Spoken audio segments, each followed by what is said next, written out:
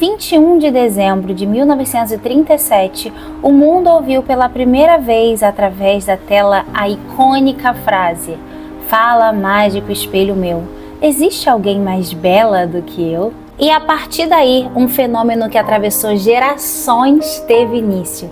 Que tal hoje você assistir comigo o clássico A Branca de Neve e os Sete Anões de um jeito que você nunca assistiu antes? Vem comigo?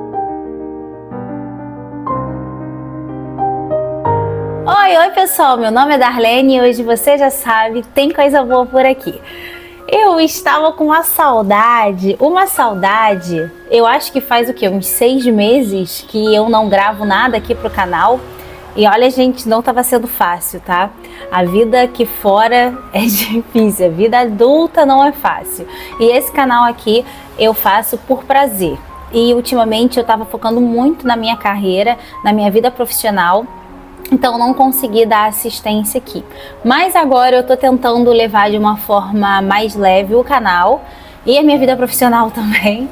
Porque tudo na vida, né, é um equilíbrio. Mas agora, sem enrolação, vamos a ela, a maior princesa de todos os tempos, a primeira, mais clássica de todas, a que criou um padrão para todas as outras, a Branca de Neve. A Branca de Neve é o primeiro filme longa de animação, completamente de animação da Disney, e foi um marco para o cinema. Essa princesa é baseada num conto dos irmãos Grimm. Eu tenho um vídeo aqui no canal falando da verdadeira história da Branca de Neve, eu vou deixar aqui na descrição ou no primeiro comentário fixado, vamos ver, mas eu vou deixar aqui para vocês verem acabando esse vídeo aqui. Ela foi uma grande inovação por vários motivos, né? E um deles é que ela foi a primeira animação com cores a chegar ao cinema, um trabalho que demorou 3 anos para ser concluído. O orçamento inicial de Branca de Neve foi de $150 mil, mas no final o estúdio gastou 1,4 milhões de dólares.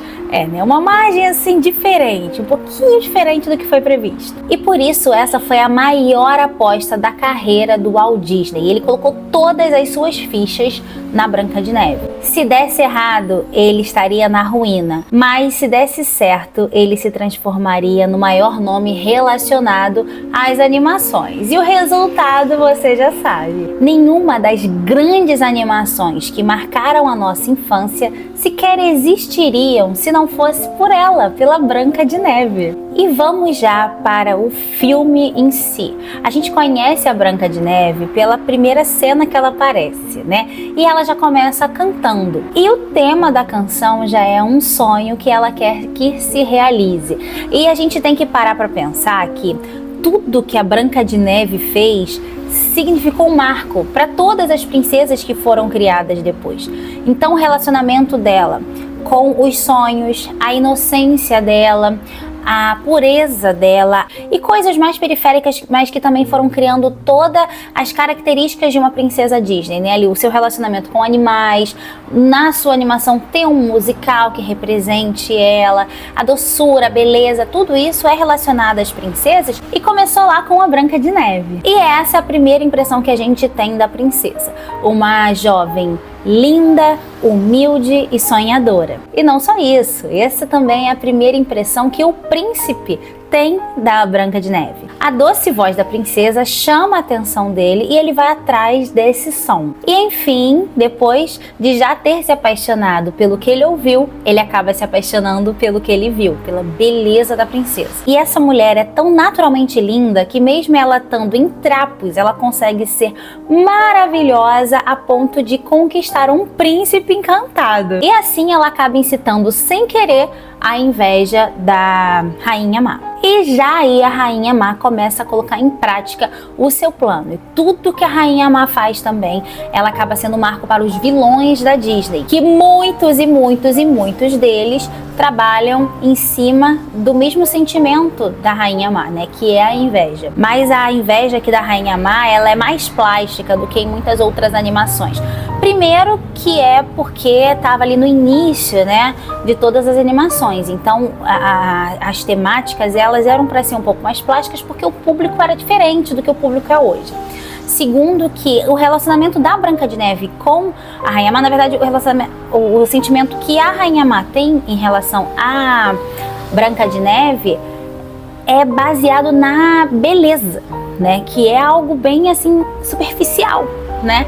Então a relação, né? Tudo como mostra o embate da Rainha Má com a Branca de Neve, como ela trabalha para destruir a Branca de Neve, tudo acaba sendo assim, exagerado e plástico, porque o motim para ela sentir aquilo, né, o start para ela sentir aquilo é um sentimento muito superficial. Não tô dizendo que ele não existe, que ele tá só no plano da animação, não, quer dizer que de fato ele é superficial, mas que ele existe, que ele é forte na vida real, também é. E o jogo de cores entre a Rainha Má e a Branca de Neve é perceptível. A Rainha Má sempre com cores escuras, em um ambiente mais fechado.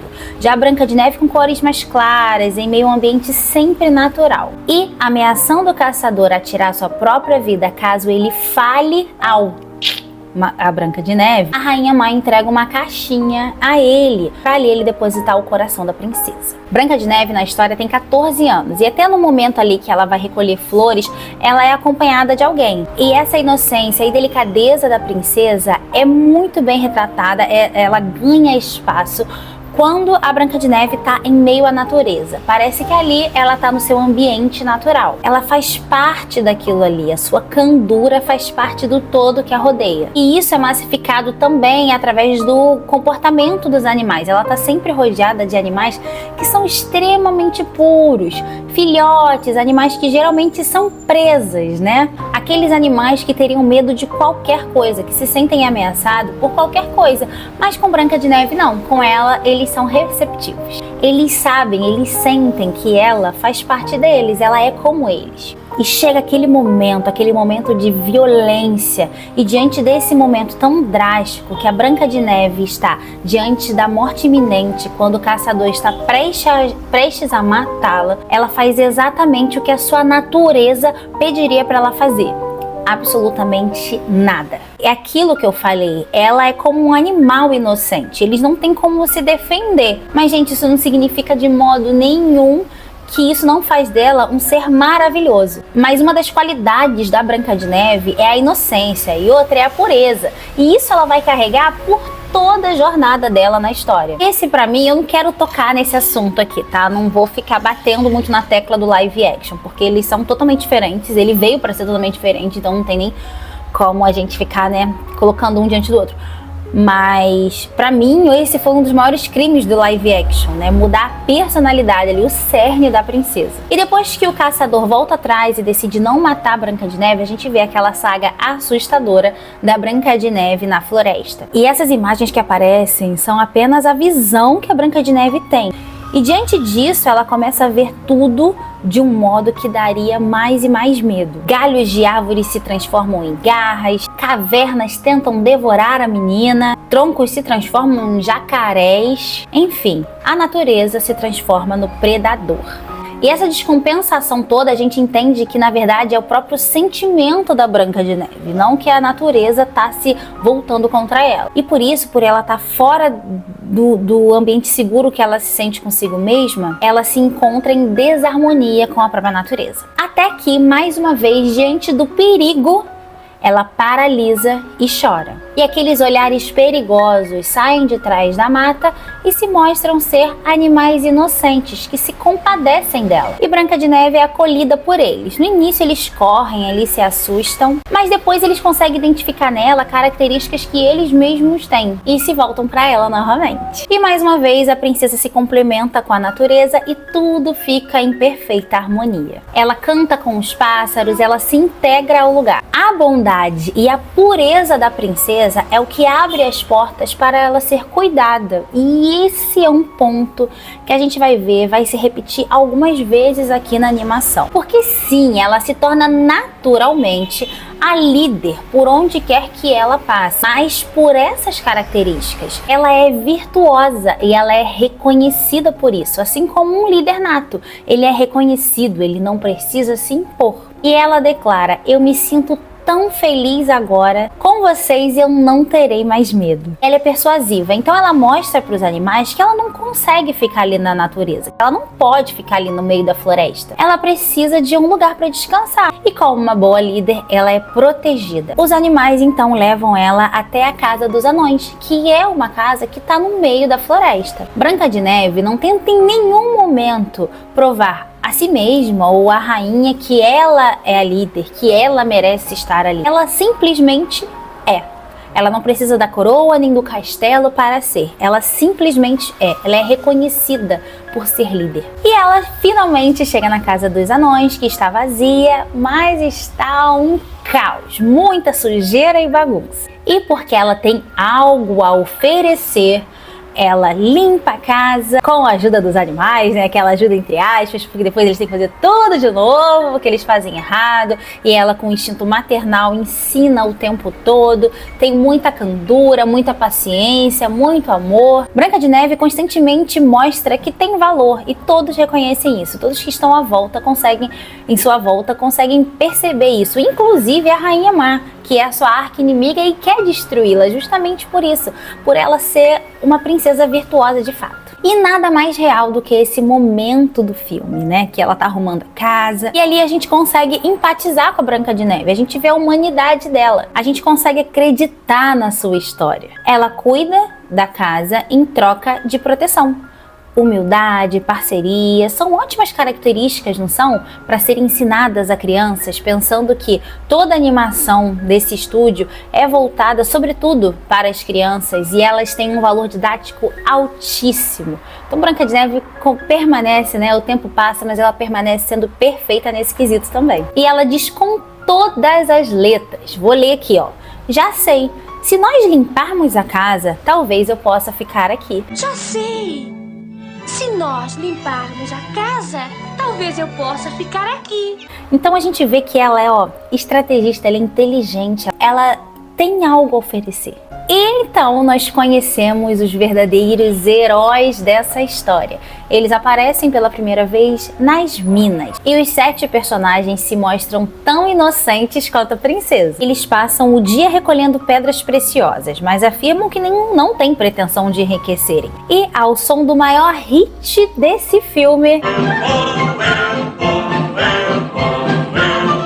eles saem da mina, mas não sem antes guardarem a chave, trancar e guardar a chave do lado de fora, pendurada, para todo mundo ver. E Branca de Neve, depois de uma faxina daquelas, decide descansar e dorme nas caminhas dos anões. E ali ela nos apresenta o nome de cada um deles: Mestre Feliz, Atim, Dunga Zangado, Dengoso e Soneca. E mais à frente a gente entende que o nome dos personagens está diretamente relacionado à sua personalidade. Os animais ouvem o som dos anões e correm. A gente está falando de animais inocentes e puros. Eles fogem, mas Branca de Neve, ela tá num patamar acima e a gente vai ver isso de novo lá mais pra frente.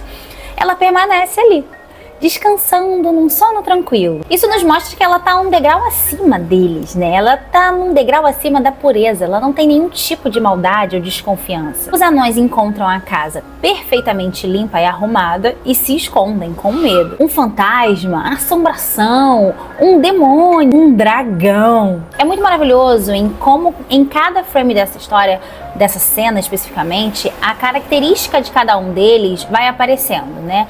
O Dengoso cheira as flores, o Atim vai lá e espirra por causa das flores, o Zangado, todo mundo fica impressionado com a limpeza do lugar e o Zangado fica desconfiado.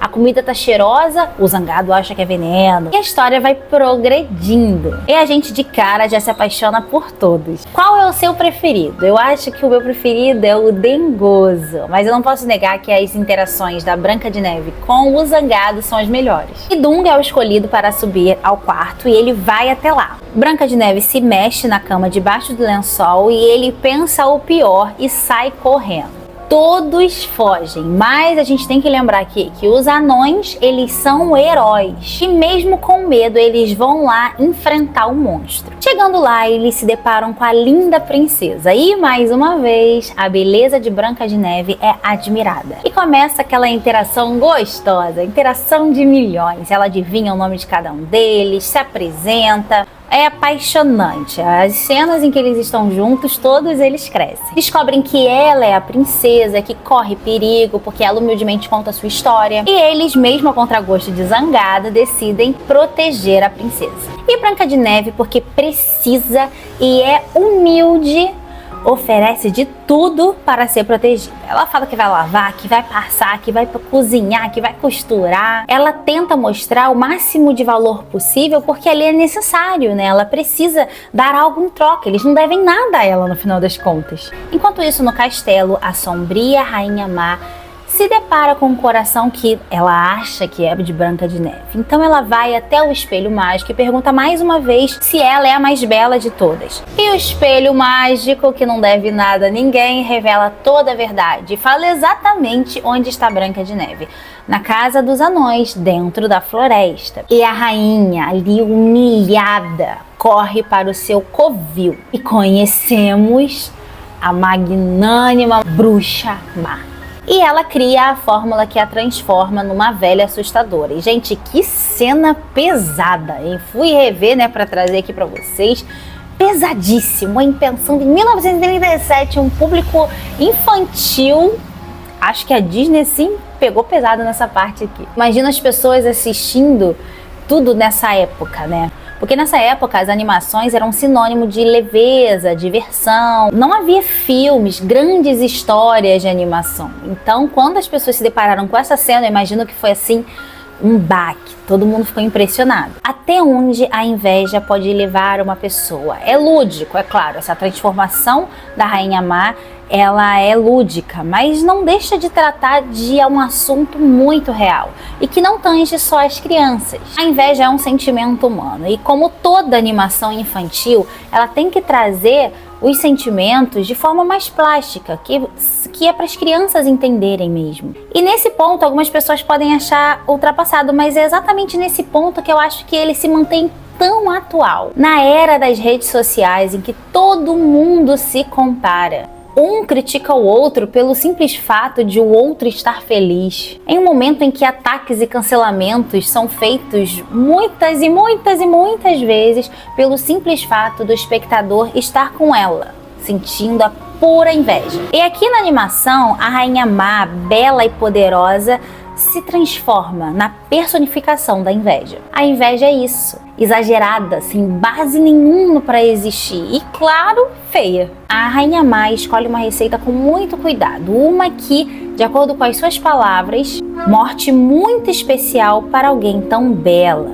E para falar sobre isso aqui hoje, eu li alguns artigos, reportagens também de psicólogos falando o que há por trás da morte por envenenamento. E a resposta é uníssona: crueldade. É saber que uma pessoa envenenada está caminhando para o seu fim e não tem a menor ideia disso, e que ela mesma está sendo a responsável por trazer a morte para ela. E o algoz se aproveita de uma posição de confiança para fazer com que a vítima faça isso contra ela mesma. Em seguida, nos é mostrado o contraste. Cores alegres, música animada, animais e pessoas inocentes comemorando a vida. E o cuidado que o estúdio teve com os anões nos salta aos olhos. Muito além de querer nos mostrar o quão especiais eles são, quão inocentes eles são, Walt Disney queria que a gente se divertisse com eles, nos aproximássemos deles. Parece que a vontade ali era que essas 7 pessoas, essas 7 criaturas, fossem queridas por gerações e gerações. E o que é a Branca de Neve? Parece que todas as princesas seguiram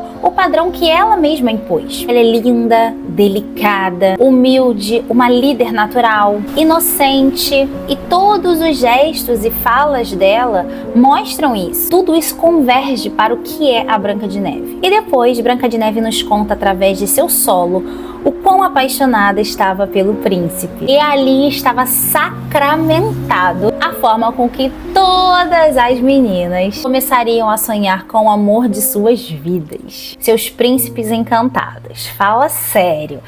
O Walt Disney colocou o padrão lá em cima pra gente sonhar. Ele nos ensinou a ser muito exigentes, a não aceitar qualquer coisa. No dia seguinte, os anões avisam: cuidado com a rainha. Ela pede para não se preocuparem. Mas Branca de Neve nada mais é que uma criança inocente. Não está acostumada a qualquer tipo de maldade. E por isso mesmo ela não consegue identificar quando a maldade está se aproximando. E ela chega. O encontro. O embate, o grande momento da animação, em que a velha vendedora de maçãs se encontra com Branca de Neve. A Bruxa Má então oferece uma maçã para Branca de Neve e os animais tentam impedir isso, até meio que avançam ali para Rainha Má, o que é algo contranatural dos animais inocentes, mas para defender Branca de Neve eles avançam, mas Branca de Neve, que não tem noção do que está acontecendo ali, briga com eles, traz a velha para dentro de casa. Então os animais decidem correr atrás dos anões para que eles venham salvar Branca de Neve. Enquanto isso, na casa dos anões, Branca de Neve está ali pedindo desculpa, tentando ser educada ali com a velha senhora, e a Bruxa Má tenta fazer com que aquela mulher coma essa maçã o mais rápido possível. Para convencer Branca de Neve, ela fala que se ela morder essa maçã e fizer um pedido, aquele desejo vai se realizar. E pronto, era o que Branca de Neve precisava ouvir. Enquanto os anões correm em disparada para tentar salvar Branca de Neve, ela faz o pedido e morde a maçã. E é claro, como uma animação não pode ser tão pesada, né? A gente vê a queda da Branca de Neve pelas expressões da Rainha Má, que eu achei assim sensacional, genial. A gente vê que Branca de Neve está mordendo porque a Rainha Má vai crescendo, vai ficando feliz, vai ficando eufórica, e depois a gente vê a angústia, né, a agonia da Branca de Neve, a gente ouve, e a Rainha Má começa a rir muito, e depois aparece a cena do braço de Branca de Neve caído no chão e a maçã rolando. E a Rainha Má chega no seu auge nesse momento, mas ela ouve os heróis chegando e ela decide, dar no pé, correr. E a natureza, mais uma vez, converge para tudo que está acontecendo ali a favor de Branca de Neve. Como Branca de Neve caiu em sono profundo e todos acreditam que ela veio, né, já foi dessa para uma melhor, a natureza começa a chover, as árvores impedem a Rainha Má de correr e ela vai subindo um penhasco e os anões atrás dela para acabarem com ela, para se vingarem de Branca de Neve, e ela foge. Mas o que eu acho também genial, os heróis inocentes, eles não poderiam atacar a Rainha Má, porque também não é deles serem assim. Então a animação faz de um jeito com que a Rainha Má, e essa a gente tem que pensar na personificação da inveja.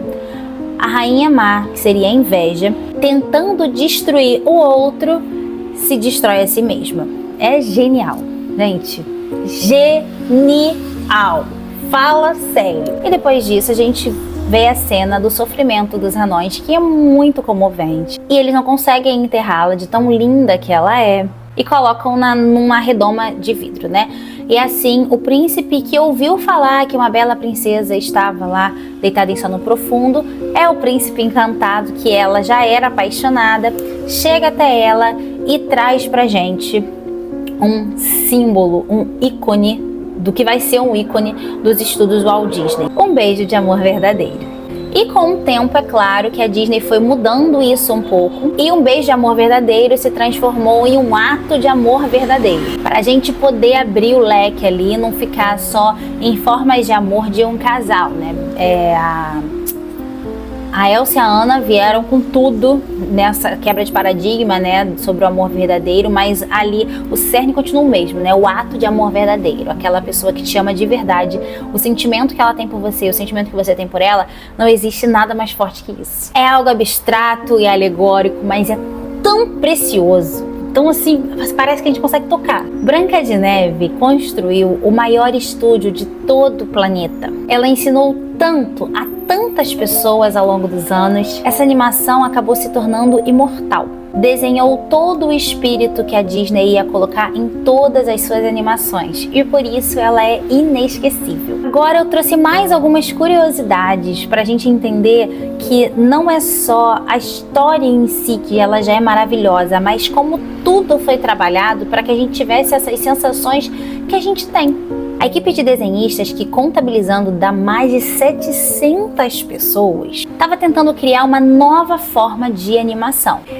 Eles queriam trazer suavidade, leveza e naturalidade para os movimentos. E por causa disso, houve um estudo aprofundado dos movimentos do ser humano. Muitas pessoas foram usadas como modelos vivos para conseguirem retratar nas animações esses movimentos do ser humano. E isso foi um impacto na tela para as pessoas da época, ver o realismo que Branca de Neve trouxe. Primeiro, eles faziam em formato de quadrinho, a história de Branca de Neve em formato de quadrinho, contendo ali apenas as informações mais importantes, que conseguem ambientar bem as situações e mostrar como é o mundo de fantasia da história. Depois, é mão na massa. Para cada segundo de animação, os desenhistas fizeram 24 imagens, cada uma delas um pouco diferente da anterior, e assim, quando gravada em sequência, conseguimos ver os movimentos. Apesar de terem 8 músicas nessa animação, foram compostas 25 para Branca de Neve. E cada uma dessas 8 foi pensada especificamente para ser usada em algum momento exato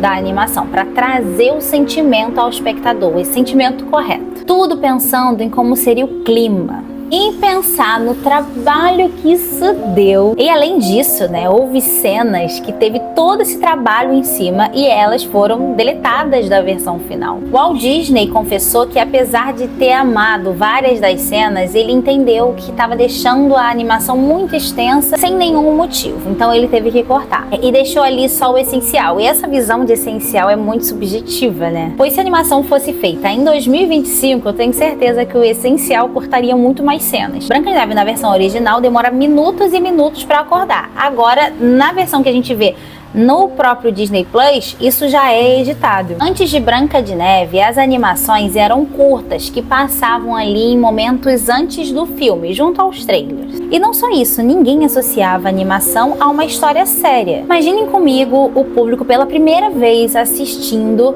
as cenas de horror e de drama que essa animação trouxe. Um espetáculo, algo que ensinou o espectador como assistir, uma nova forma de assistir cinema. Enfim, uma obra-prima que criou tudo e que continua sendo maravilhosa e essencial. O sonho de Walt Disney era que o público adulto também amasse animações, pois ele pensava em tudo não só para as crianças. E Branca de Neve acabou se tornando um símbolo da realização de um sonho que parecia impossível. E hoje, quase 90 anos depois da sua estreia, essa história ainda ecoa nos corações de todos os adultos e todas as crianças que um dia assistiram a Branca de Neve e os 7 Anões. Assim eu termino a minha análise dessa, talvez a maior animação de todos os tempos. Não precisa ser a sua preferida, não é a minha preferida dos estúdios Disney, mas a gente não pode negar a beleza e a importância que essa animação traz. E por isso eu quis voltar para o canal com o pé direito, trazendo essa análise mais aprofundada da importância dessa animação, não só para a história do cinema, mas o valor que ela tem, da personalidade dos personagens, do assunto que ela trata, a forma com que ela quer falar sobre isso, de uma forma lúdica, bonita, mas muito importante, de uma forma muito séria e muito real. Eu espero que vocês tenham gostado desse vídeo. Se você gostou, deixe seu like, coloca aqui nos comentários o que você acha dessa animação, se ela também marcou a sua infância, se você já revisitou Branca de Neve depois da vida adulta, que olhar essa animação agora com os olhos de um adulto faz com que ela se torne muito mais especial, porque a gente entende nuances que quando a gente era criança não entendia. E se você gosta desse tipo de vídeo, se você quer que eu analise outra grande animação da Disney, da Pixar, da DreamWorks, qualquer estúdio assim que traga uma história interessante de verdade e que seja icônica, coloca aqui nos comentários. Eu vou me preparar, vou estudar, vou assistir frame a frame para trazer aqui para vocês. Eu tô com muita saudade, quero voltar aqui para falar com vocês mais e mais vezes. Tomara que toda semana eu consiga estar aqui. Torço pra gente se ver no próximo vídeo. Um beijo e até a próxima!